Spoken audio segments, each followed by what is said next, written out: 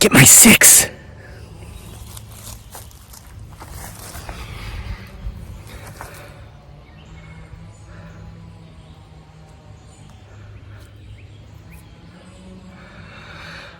What's up, everybody? Welcome back to Homesteading Off the Grid and whatever the heck this channel's about. Today, this channel's about me just hanging out in the woods because it's 90 degrees. I'm out here in the shade working on some of my carvings, sporting the domestic partner disagreement apparel because it's just too hot for sleeves today. And I can't go entirely shirtless because, you know, YouTube was demonetizing my videos last summer for doing that because I was just too sexy. They had to unmonetize me to encourage me to stop it. 78-year-old lady down in Louisiana sent me a pack of these domestic partner disagreement apparel type tops. Thank you again for that. I'm still using them. The time has come to use them. So I went back for a couple of visits to the doctor. I haven't seen him in about a year and a half. I'm going to tell you why. I'm going to tell you how it went, the prognosis, the diagnosis. It's insane. Guys, men, this is particularly related to men's health. Okay, a lot of women watching, you've got an important man in your life, be it your domestic partner, who you may disagree with at times. I hope you have the proper attire for when you do. Maybe you have sons, fathers, whatever. So we're going to talk about this serious health issue. I'm so bad. I've got my carving box here with me, my wood carving box, because I'm going to kind of work on this while I'm talking. This is something, it started out as a mushroom, but then I saw that there was a knot, and so I was like, oh no. So I started to carve it off, but then it started to look like a face. So I said, hey, I'm going to make a face on here, then finish the cap. So I might work on this some while I'm talking. Tanaka. Isn't that a neat one? And then I found this morning. Check this out.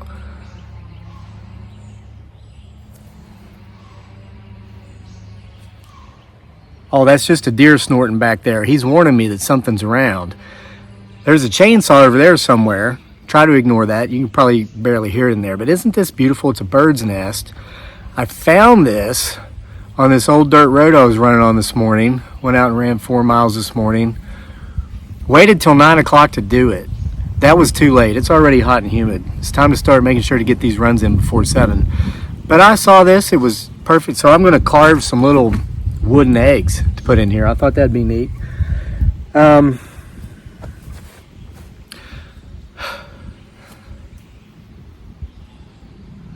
So anyway, let's get to this doctor thing. It's the head doctor, okay? Shrink. I went back to the shrink that actually about a year and a half or so ago diagnosed me with Yabbitt's disease. You remember that? He was like having me come up with like some situations from my past about which I feel really maybe remorse or some guilt, and talk him through. And so I would do that, and he'd say, so that actually happened, you did that, you were the cause, you were the perpetrator. And I'd say, yeah, but, and then I'd go into why I did it, and he diagnosed me with having Yabbitt's disease, you know. Whatever, I stopped going to him. But there was something that happened here maybe 2 months or so ago now that affected me, and I needed to go talk to somebody about it. And so he's the first guy that came to mind because he's the last guy I talked to. So here's what it was. The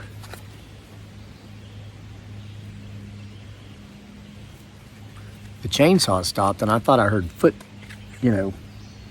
Oh, before that,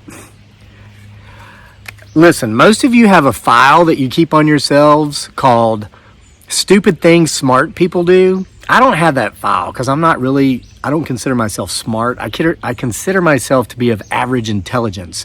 So I have a file called Stupid Things People of Average Intelligence Do. Let me show you one of them. So this is actually dogwood, and I carve wild black cherry, I carve maple, because I carve the wood that's all over my property. You know, most people will carve with basswood. It's a very soft hardwood. I've never bought basswood. I don't have any on my property, and I thought, why am I going to pay for wood when I've got 6 acres of woods, or wood, you know, field, forest, meadow, all this stuff, plenty of trees, plenty of wood, plenty of firewood. So I'm not going to pay for it. So, but I've been watching these videos. Listen, if you want to learn how to carve, don't watch me. I'm still learning. There's a guy on YouTube named Doug Linker. I think that's his name, Dough, maybe no H, and then Linker, Linker. The man is an artist. Like, you go check out his channel after you watch this video. I've been watching a lot of his videos to learn how to carve. He's amazing what he can do. So anyway, I was watching him carve a pumpkin, like with a face on it, out of basswood, and I was like, man, it looks like that basswood just peels off like clay. And I'm here dulling my knives and using my, you know, my muscles to carve this cherry and this maple. I'm gonna get some basswood. So I ordered some on the internet, and then later that day, me and my wife, my beautiful bride Dearly, aka Giggly Girl, and by the way, guys, thank you so much for buying all of her peanuts. She was cooking peanuts yesterday, and I mentioned in the video, as I'll do here, you got about 1 week to buy this stuff, and then that stuff's going on pause for 3 months. The entire store will be going on pause for at least a month, maybe 2.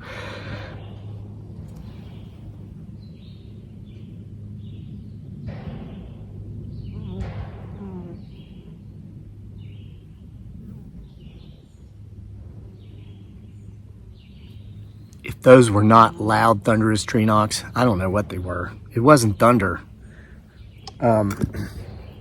So anyway, we go into town the other day. Yeah, thanks for buying all her stuff. She sold her peanuts out before she got them finished cooking. And I think there's only a few lumpias left, and you can, you know, get them from our Etsy store. The link is in the description box below. So we went into town the other day because she had to go to the grocery store to get stuff for this stuff. And so she went into the grocery store, and there's a craft store in that same plaza. And I said, you know what? I know I ordered basswood online, but I can't wait for it to get here. I'm really excited to try to carve these pumpkins out of basswood. So I said, come on, Daniel, let's go in this craft store and see if they got basswood. So I go in there, into the crafts store, and I found this, and I'm like, oh my gosh, no wonder that stuff seems so much easier to carve. It's like so light. It's like this is going to be like carving clay. Excuse me. And I said, here, Daniel, feel this. Feel how light this is compared to cherry and maple and all that other stuff. He goes like this. He goes, Dad, it's hollow. I said, no, it's not. It's just basswood. He goes, no, I think it's hollow. I'm like, no, it's super soft. I can't wait to carve it. That was Sunday. That was yesterday. Well, I helped Dearly cook all day yesterday, and I couldn't get to it. And they're off on a play date right now with some, you know, friend of hers who has a son that's friends with our son. They're swimming and stuff. They're smart. They're swimming when it's 90 degrees. I'm out here in the woods in my domestic partner disagreement apparel, carving, right? So but I was so excited to have time for myself today to do this. So I marked the bottom, you know, marked the center, came down like a couple of inches. That was going to be the stem, carve it up into the stem. So I get my knives out and I go, third cut.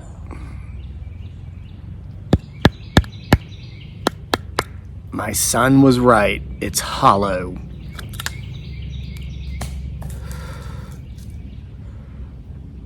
Take that, gift. Now I'm back to carving cherry.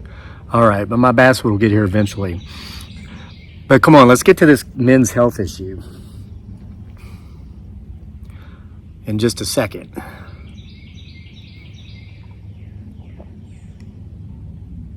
All right, so a couple of months ago, I was wrong. I was wrong in a view I had, and I will admit that. I made a video about the whole Will Smith slapping Chris Rock thing, and I made that after I'd only watched like a 30-second long clip of what happened, and it was a clip where it showed, you know, what Chris Fox said about, it was Jamie Foxx, wasn't it? Whoever Will Smith, no, it was Chris Rock, that's right. Chris Rock, man, I've liked him for a long time, kind of, sort of, off and on. But you know what I'm talking about, okay? And so I was just kind of like, I was like thinking, well, I'd do it too. And then so I loaded that video, and listen, a lot of you folks disagreed with me. I didn't delete the comments, the people left who disagreed with me. I didn't ban those people. And I didn't even remove the video once I saw that I was in error. Once I saw people who usually think kind of the same way I do were disagreeing with me, I went back and I looked further into it and I realized, oh, yeah, I was wrong. You'll never get banned from this channel or have a comment removed because you disagree with me unless you're being disagreeable in a disrespectful tone. If you're being insulting or towards any of our viewers who comment. If you go in there and reply to a comment and you're disrespectful, you're gone. And that includes guilt shaming, okay? I come from a long line of that, and I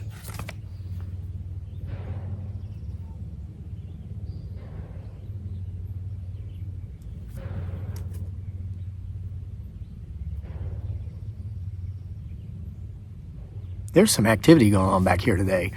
Listen, I have a zero tolerance policy for guilt shaming in my life. I don't care who you are.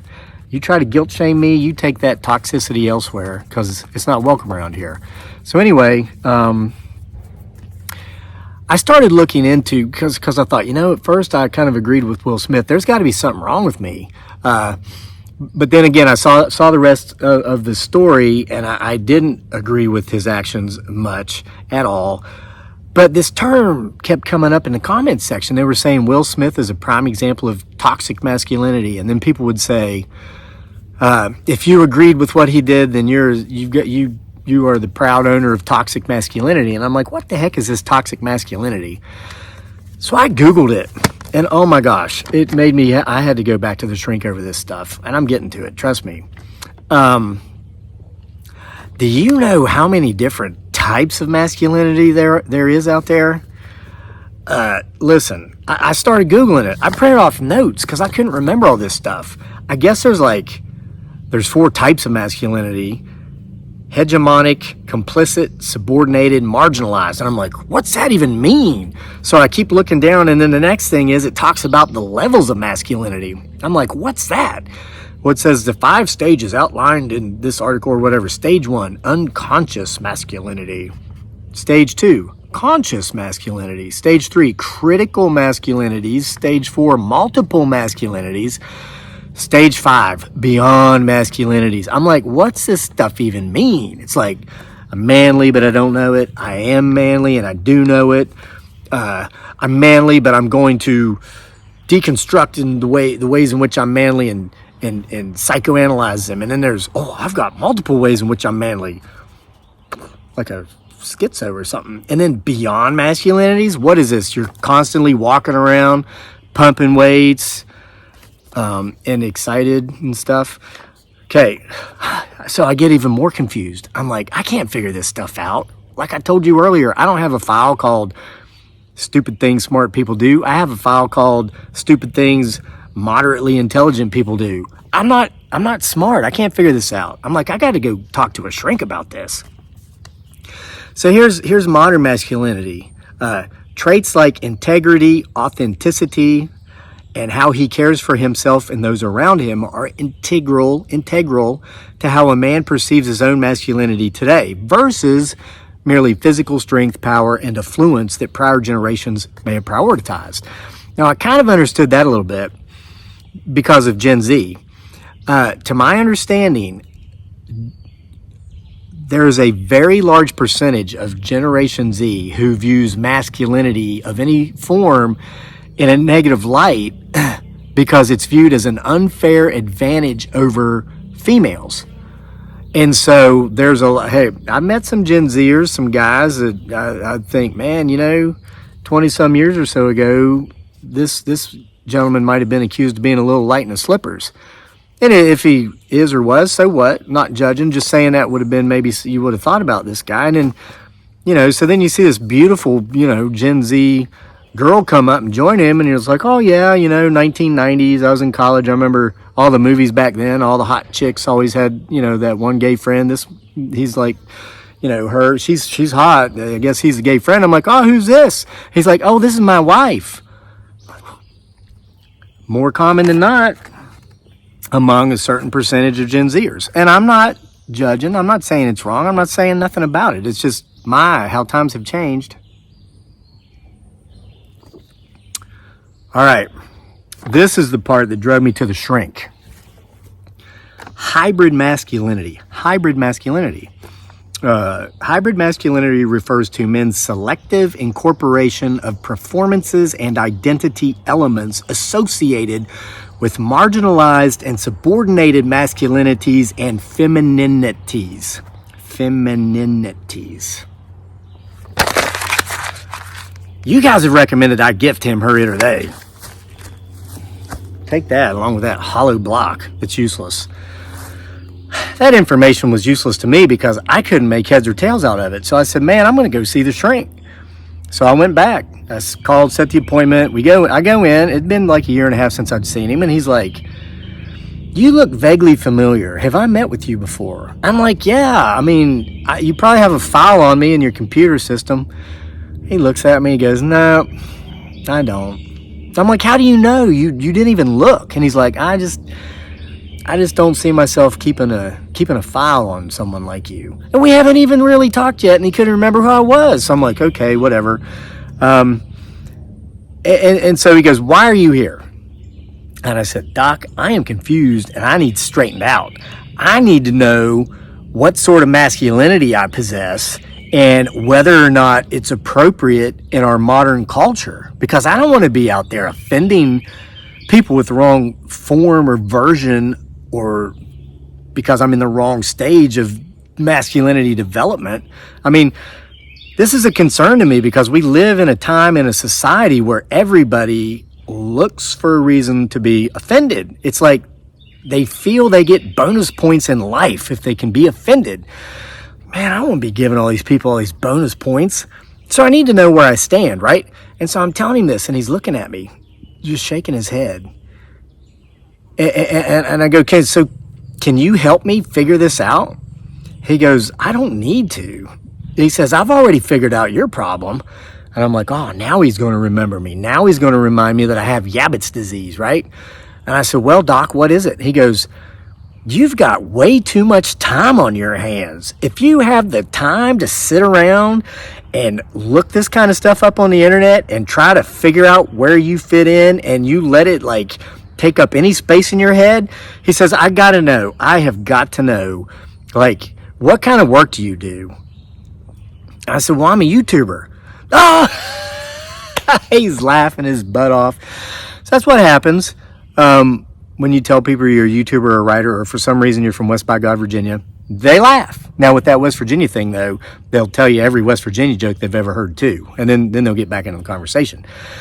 But he stops laughing. He goes, oh, I think I remember you. Yeah, you're the YouTube guy. Didn't you say you write also? I'm like, yeah, I write. I'm a YouTuber. So see, I have jobs. I got 2 of them. It's not an issue of having too much time on my hands. And he goes, no, it's definitely an issue of having too much time on your hands. He says, those aren't real jobs. He goes, how do you support your family? And I'm like, we went over this last time. I actually can support my family doing these things. And he's like, I do remember you. You have Yabbitt's disease. And I'm like, yeah, but he's like, I told you. And I was like, yes. However, I'm not here for my Yabbitt's disease. I'm here to figure out what kind of masculinity I have and if it's appropriate in modern times, in this culture, in our modern society. He's like, oh my gosh. He goes, look, you need a job. You have got to get a job. You have way too much time on your hands if you're even here in my office to talk about this. He goes, here's what I'm going to prescribe to you. You go do this, and then you come back next week, same day, same time, as long as you've done it.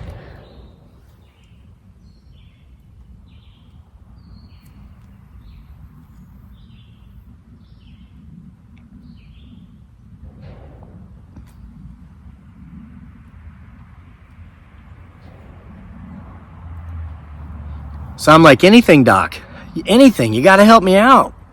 And he says, you need to get a job. He says, I guarantee you, if you get a job, if you had somewhere you had to go 5 or 6 days a week, had to be there for so many hours a day, you wouldn't have time to think of this stuff. I'm like, yeah, but he goes, oh, we're not regressing. We're not backtracking to your Yabbitt's disease. This is about you getting a job. So I'm like, okay. So I leave. I'm like, what the hell, man? get a job? What kind of medical advice is that? I mean, whatever. So anyway, week goes by, going back to my appointment, and it occurred to me, oh snap, I didn't get a job. He's probably going to ask about this. So I was going back there, go back the next week. I go in and I sit down. He goes, well, how do you feel? I'm like, I feel good. He's like, no, how do you feel? I'm like, good. He's like, no. He gives me a lecture on the word well or something. I'm supposed to use the word well, and as a writer, I should know that. Whatever, man. So he goes, did you get a job? And I said, well, yeah, kinda. He's like, oh my gosh, kinda. He says, YouTube doesn't count. Writing stupid books doesn't count. He says, what is your job? I said, I am a professional amateur athlete. And he's like, oh, what does that even mean? I said, well, you know, I'm a professional amateur athlete. And he's like, what sport? I'm like distance running. I said, you know, I used to run a long time ago, years ago, got out of it for a while, and I've gotten back into it. Just in the last year and a half, I've now officially lost 35 pounds. I've run 3 races in the last 6 months and going to do some more in the fall. And I train professionally at this. I mean, I'm out there every day. I take 1 day off a week, and I have to make myself do that, and it kills me not to train that day. I watch my diet. I watch my hours of sleep, all this stuff. He's just shaking his head. He's just shaking his head. He's like, no, he says, you need to leave now. He says, I'm not wasting time. I'm not going to charge you for coming in here today with gas prices where they are. You've paid enough just to drive into town.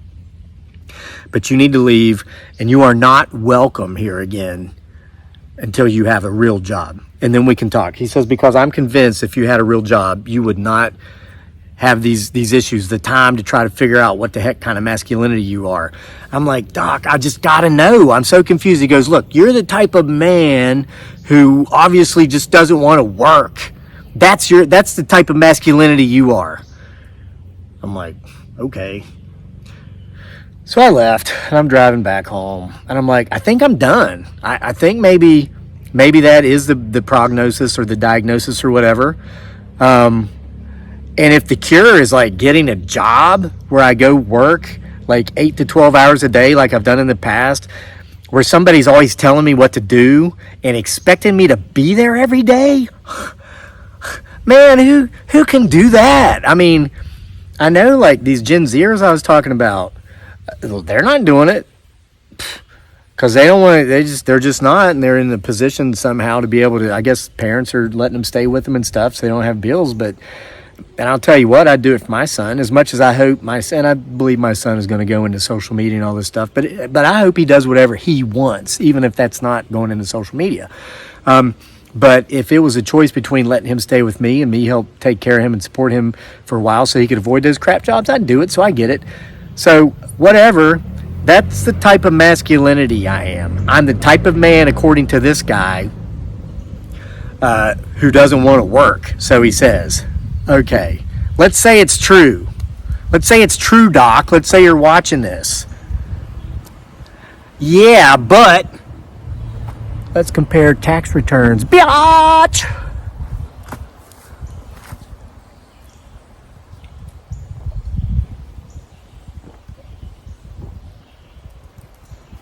See you next time for more. Here, Bigfoot, Sasquatch, Bigfoot, Sasquatch, Bigfoot, Sasquatch. Here, Bigfoot, Sasquatch, Bigfoot, Sasquatch, Bigfoot, Sasquatch.